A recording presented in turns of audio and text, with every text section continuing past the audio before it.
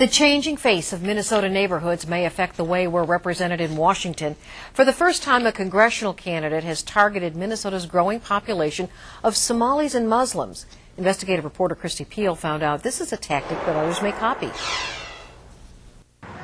By the tens of thousands, Somalis have moved into Minnesota, but they've been largely ignored by politicians until now. Somalis are coming more, they're paying more attention, and it's not ignorable anymore.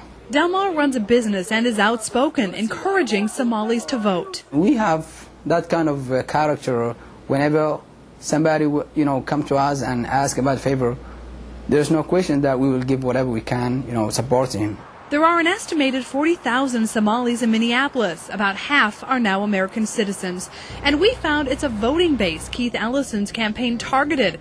Ellison even went to mosques to ask fellow Muslims for their vote. I've never seen so much volunteers from the Somali community. I have never seen people speaking at the mosque, where usually people go for worship. Abdiante is Somali and Muslim and covered the Ellison campaign for MinnesotaMonitor.com.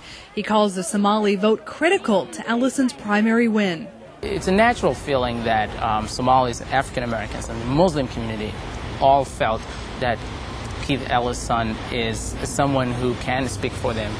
And who's giving them an access to the corridors of power. Take a close look at the precincts Ellison carried. He won more than 70% of the vote in 22 precincts. All of them are in North Minneapolis with its large African American population, or Somali neighborhoods in Cedar Riverside and South Minneapolis. Makes them feel that he's going to give them some sort of voice in Washington, and that's pretty critical. And Delmar says Ellison's model is one he expects future politicians will follow. Every kind of, community, every color and every faith, go into them and tell them, so that's what we need, and that's what we learn from America, and especially Minnesota, and that's what we want to be part of it. Paul Wellstone was the first candidate to reach out to the Somali community, but there were much fewer people here then. Rich Stanek, a candidate for sheriff, has been here as well.